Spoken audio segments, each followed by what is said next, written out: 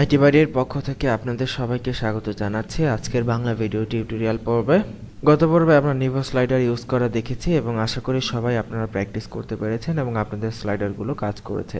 তো আজকের পর্বে আমরা গত পর্বে যে নিভো স্লাইডারটা ইউজ করেছি সেটার কিছু বেসিক সিএসএস কিভাবে চেঞ্জ করতে হয় এবং আপনারা কিভাবে ওই স্লাইডারটাকে আপনাদের মতো মডিফাই করে ইউজ করতে পারেন বিভিন্ন পেজে বিভিন্ন জায়গায়, সেটি মূলত আমরা দেখার চেষ্টা করব। দেখুন, এটা হচ্ছে আমাদের গত পর্বে ইউজ করা নিভো স্লাইডার এবং আমরা এই পর্যন্ত ইউজ করেছিলাম এবং এটির থিম আমরা ডার্ক থিম ইউজ করেছিলাম। সো এটা এইরকম মানে থিম আকারে আছে। সো ফার্স্টেই আমরা চাইলে এটার উইড চেঞ্জ করে দিতে পারি। এটার কি বলে, এটার যে উইড আছে আমরা চাইলে সেটার উইড চেঞ্জ করতে পারি, কারণ এটা আমরা দেখতেছি রেসপন্সিভ। আমরা চাইলে এটার একটা ফিক্সড উইড দিতে পারি। তো আমরা যে চেঞ্জগুলো করব সেগুলো কিন্তু ইন্সপেক্ট এলিমেন্ট করব।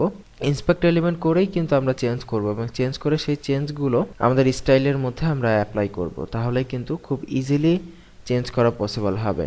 তো আমরা যদি ইন্সপেক্ট এলিমেন্ট করি এটার ওপরে এই কোণায়, আমরা যদি দেখি এই স্লাইডারটা র্যাপ করেছে কে এবং কার উইড দেওয়া আছে, আমরা দেখতে পাচ্ছি ফার্স্টে যেটা আছে স্লাইডার র্যাপার থিম ডার্ক। তো এখানে আমরা সিএসএস এর মধ্যে এখানে দেখতেছি যে আসলে এখানে কাউকে উইড দেওয়া হয়নি। তো আমরা এমন একটা এলিমেন্ট এখান থেকে বের করব যেটাকে মূলত উইড দেওয়া হয়েছে। সো আমরা এখান থেকে এটা ওপেন করে যদি দ্বিতীয় ডিফটাকে যাই এবং মাউসের কার্সার রাখলে দেখা যাবে যে দ্বিতীয় ডিফটা টোটাল স্লাইডারটাকে ব্লক করেছে এবং এখানে যদি আমরা দেখি যে হ্যাঁ, নিভো স্লাইডার নামে একটা সিএসএস আছে যেটার উইড দেওয়া আছে 100%। সো আমরা এটাকে উইড এখান থেকে 900 পিক্সেল করে আমরা দেখি যে আসলে স্লাইডারটার ওয়েট 900 পিক্সেল হয় কিনা। দেখুন, এটার ওয়েট 900 পিক্সেল দেওয়াতে আমরা দেখতেছি যে স্লাইডারের ওয়েট কিন্তু কমে 900 পিক্সেল হয়ে গেছে।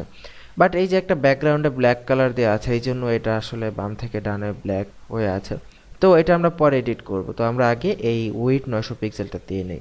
সো আমরা এখান থেকে দেখুন, এটা নিভো স্লাইডার নামে একটি ক্লাস আছে, সেই ক্লাসকে আমাদের ওয়েট 900 পিক্সেল দিতে হবে।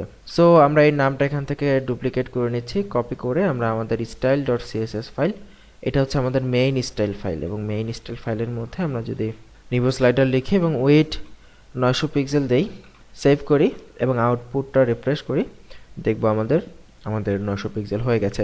এবং এবার যদি আপনি একটু এদিকে লক্ষ্য করেন, আমরা যদি এবার একটু এদিকে লক্ষ্য করি, আমরা দেখব যে ওদের যে মেইন সিএসএস মানে ওদের এই যে নিভো স্লাইডার ডট সিএসএস, এই সিএসএস এর যে উইড ছিল সেই উইডটা কাট অবস্থায় আছে এবং আমরা স্টাইল ডট সিএসএস এর মধ্যে যে উইড দিয়েছি সেই উইডটা ওভাররাইট হয়ে সেইটাই প্রাধান্য পাচ্ছে।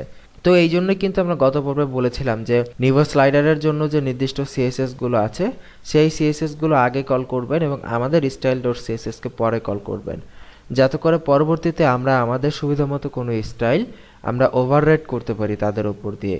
যেমন এই স্টাইল শিটটা যদি আমরা পরে কল না করে আমরা যদি তাদের আগে কল করতাম তাহলে কি হতো, তাহলে কিন্তু আমরা আমাদের এই লেখা স্টাইল শিটটা কিন্তু এদেরকে ওভাররাইট করতে পারতো না। এবং আগে যদি কল করি এবং সেভ করে রিফ্রেশ করি, দেখবেন কোনো চেঞ্জ হয়নি, কারণ আমাদের লেখা সিএসএস তাদের সিএসএসকে ওভাররাইট করতে পারেনি। সো এটা ভেরি ইম্পর্ট্যান্ট এবং এটা শুধুমাত্র এই জায়গায়ই না, অলমোস্ট সব জায়গাতে আপনাদের এই ধরনের রুলসগুলো মেনটেন করতে হবে, যাতে করে আপনি যাতে আপনার কোডকে আপনার মতো করে নিয়ন্ত্রণ করতে পারেন এবং আপনি যে ওয়েবসাইট ডিজাইন করবেন তার সম্পূর্ণ নিয়ন্ত্রণ আপনার হাতেই থাকতে হবে। এই গেল উইডের ব্যাপার। আর হাইটটা আমরা অটোই রাখবো, কারণ একটা ইমেজের প্রত্যেকটা ইমেজের রেশিও আছে। সো রেশিওটা আমরা মেনটেন করার চেষ্টা করব, হাইট বাড়িয়ে কমিয়ে আমরা এখানে ইমেজটাকে নষ্ট করতে চাই না। যাই হোক, এরপরে আমরা এই যে ব্যাকগ্রাউন্ডে কালো চলে এসেছে, এই ব্যাকগ্রাউন্ড কালারটাকে আমরা আউট করব। সো এটা করার জন্য এটার উপর রাইট ক্লিক করে ইন্সপেক্ট এলিমেন্ট করি।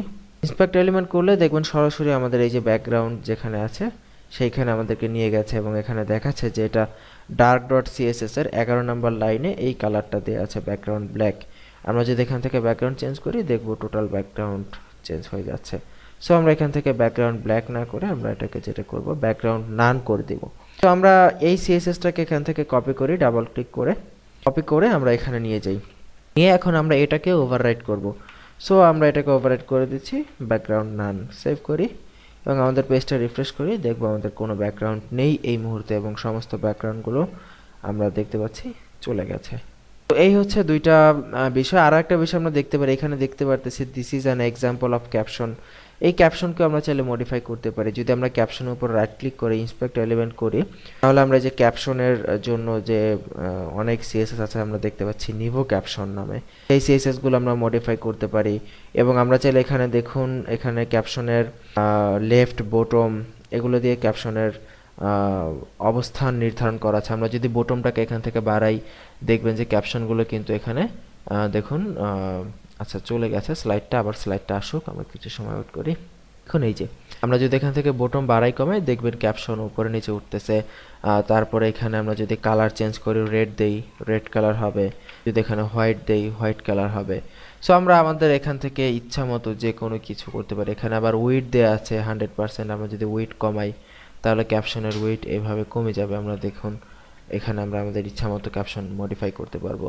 সো আমরা এখানে কিছুই করলাম না, আমরা শুধু বটম 35 পিক্সেল দিয়ে দিই ক্যাপশনের। এই যে এটা যেটা আছে নিভো ক্যাপশন, সো এটার নাম এখান থেকে কপি করতেছি এবং আমরা আমাদের স্টাইল সিএসএসে আমাদের যতটুকু প্রয়োজন শুধুমাত্র ততটুকুকেই আমরা মডিফাই করে দিচ্ছি এবং এটার বটম থেকে আমরা 35 পিক্সেল সরিয়ে দিচ্ছি। তাহলে এটা দেখতে ক্যাপশনটা একটু উপরে উঠেছে এবং আমরা এটাকে মডিফাই করতে পারতেছি। এরপরে আমরা দেখুন আমাদের নিভো স্লাইডারটা কিন্তু বাম পাশে চেপে আছে, আমরা চাইলে এটাকে মাঝ বরাবর পজিশনে নিতে পারি। সো সেটা করার জন্য আমরা আবারও নিভো স্লাইডারকে ইন্সপেক্ট এলিমেন্ট করি এবং ইন্সপেক্ট এলিমেন্ট করে এটার যে র্যাপার আছে, মানে মেইন যে স্লাইডারের র্যাপার সেটা দেখতেছি, এই যে স্লাইডার র্যাপার, এটাকে যদি আমরা মার্জিন লেফট দিয়ে যদি এটাকে সরিয়ে আনি, আমরা এখানে মার্জিন লেফট দিয়ে 50% যদি দেই বা আমাদের পার্সেন্টেজ আকারে যদি দিয়ে আমরা মাঝামাঝি অবস্থানে নিয়ে আসি, 25% দিলে আমাদের স্লাইডারটা মাঝামাঝি অবস্থানে আসতেছে। সো আমরা এটার নামকে এখান থেকে কপি করে নিয়ে আসি, কপি করে আমরা আমাদের সিএসএস ফাইলের মধ্যে আমরা এটাকে